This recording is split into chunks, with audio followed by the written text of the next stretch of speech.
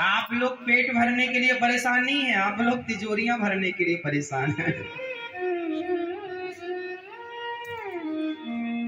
पेट भरना कोई कठिन बात नहीं।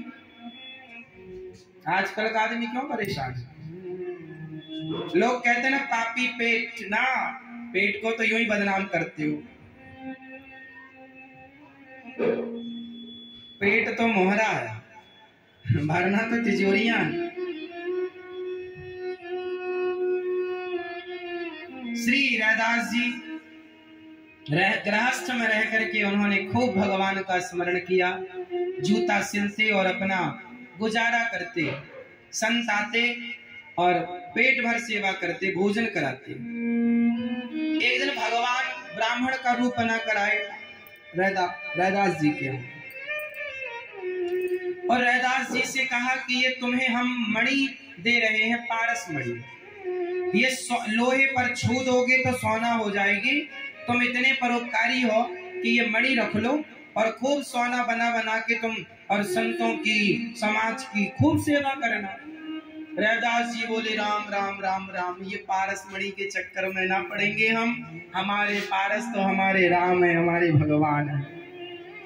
श्री रैदास जी ने मना कर दिया, छुआ नहीं अपने हाथ से। भगवान कह रहे हैं ले लो, नहीं, भगवान ने जिद की लेना पड़ेगा। अच्छा एक काम करो, तो वहां पर घास का छप्पर था, बोले छप्पर में खोस दो, ऊपर कहीं रख दो। अब भगवान जी ऊपर खोस कर चले गए कि भाई ये निकाल लेगा।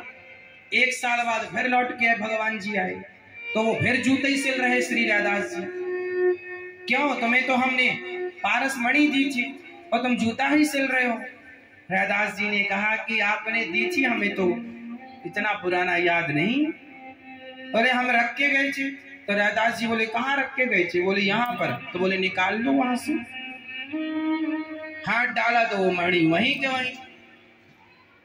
भगवान बोले धन्य हो रैदास, तुम धन नहीं लेते, प्रभु जितनी जरूरत है उतनी विधाता पूरी कर देता है। रैदास जी को ये नहीं पता था कि ये भगवान है, वो संत के रूप में थे। रैदास जी को लगा जितनी जरूरत है मेरे भगवान मुझे पूरा कर देते हैं, क्या करेंगे हम। और फिर इस धन दौलत का तो रावण की लंका सोने की थी, फिर भी तो उसकी इच्छाओं का अंत नहीं हुआ। रावण की इच्छाओं का अंत ना हो पाया तो तुम्हारी और हमारी इच्छाओं का अंत होगा। इसलिए मैं इच्छा नहीं करता, श्री रैदास जी ने कहा। भगवान ने फिर वो उनके शालिग्राम जी थे तो रोज 8 स्वर्ण, पहले के जमाने में सोने की ना कुछ बोलते थे, क्या चलती थी, मोहरें सोने की, तो 8 मोहर रोज शालिग्राम भगवान के पास कभी रैदास जी को मिलती थी। रैदास जी बोले हे भगवान, अब 8 मिली तो वो ले जाके गंगा जी में डालाएं। भगवान से बोले हे भगवान, तुम हमें लोभ लालच में उलझा रहे हो, तुम कब से मोहरें पैदा करने लग गए। अब रैदास जी भगवान की पूजा करें और रोज सवेरे जब वो भगवान जी को जगाएं तो 8 मोहरें मिले, वो चुपचाप ले जाके फेंक आए। बोले भगवान ये सब धन के चक्कर में नहीं पड़ना चाहिए, बुद्धि भ्रष्ट हो जाती है। हम साधु आदमी, हमारा भजन में मन लगे, हम क्या करेंगे धन दौलत का। एक दिन सपने में भगवान ने कहा रैदास जी, हम तुम्हें रोज सोना देते हैं, तुम फेंक देते हो। अरे तुम इतनी सेवा करते हो, तुम्हारे पास धन होगा तो तुम संतों की सेवा करोगे, संतों के लिए धर्मशाला बनवाओ, संतों को अन्य क्षेत्र चलवाओ, खूब चकाचक पकवान खिलवाओ, कोई हम तुम्हारे लिए थोड़ी दे रहे हैं। रैदास जी बोले प्रभु कहीं हमारे पास रह के हमें घमंडी ना बना दे। भगवान बोले तुम सामान्य नहीं हो, तुम्हें ये धन दौलत कभी प्रभावित नहीं कर सकती। तब रैदास जी ने भगवान की आज्ञा मानकर स्वीकार किया और फिर उससे खूब बड़ी धर्मशालाएं बनवाई, खूब संतों की सेवा जब तक रहे सेवा करते रहे। 1 रुपए अपने लिए नहीं रखा, प्रभु का है तो प्रभु की सेवा। कपड़े दान, अन्न दान, सब दान, जो जरूरत है सब। तो गृहस्थी का आनंद इसी में। गृहस्थी का मतलब आजकल लोगों ने मान लिया जोड़ना। अरे है, सेवा करो,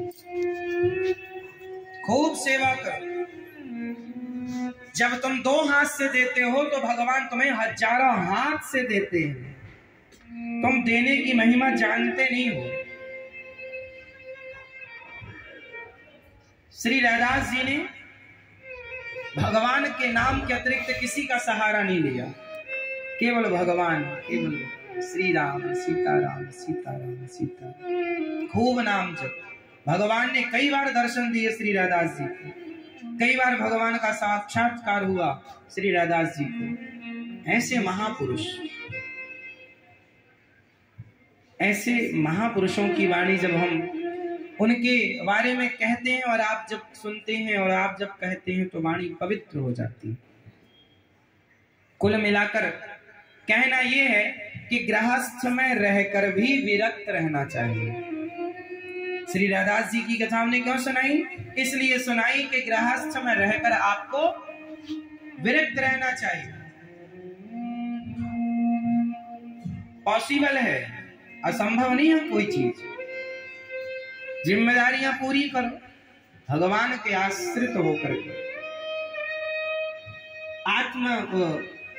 करदम जी महाराज 9 बेटियों का विवाह करते हैं और कपिल देव भगवान का अवतार हुआ। बोले कपिल देव भगवान की। और करदम जी महाराज घर से चले गए। हम आप लोगों से केवल यही कहेंगे कि जब आपके बेटे बड़े हो जाएं, शादी वादी कर दो, तो आप लोग भी ना तीर्थ यात्रा पर निकल जाना। घर पे क्यों पड़े रहना है आप लोगों को? आपको अच्छा लगता है घर में? नहीं करता मन बाहर जाने का कि चलो वृंदावन चलें, अयोध्या जी चलें। जवानी भर खूब पैसा कमाओ और बुढ़ापे में तीर्थों में जाकर सत्संग करो, कीर्तन करो, कथाएं सुनो, दान पुण्य करो। और घर में ज्यादा ना रहो। घर में ज्यादा रहोगे ना तो घर वाले रहने नहीं देंगे। सोचो कि 2 महीने तक सास तीर्थों में हो और 2 महीने बाद जब घर जाएगी तो बहू आओ सासू माँ आओ, बादाम का हलवा खाओ, ये खाओ। और घर में ही पड़ी तो बहू कहती बुढ़िया टरती ही नहीं सास।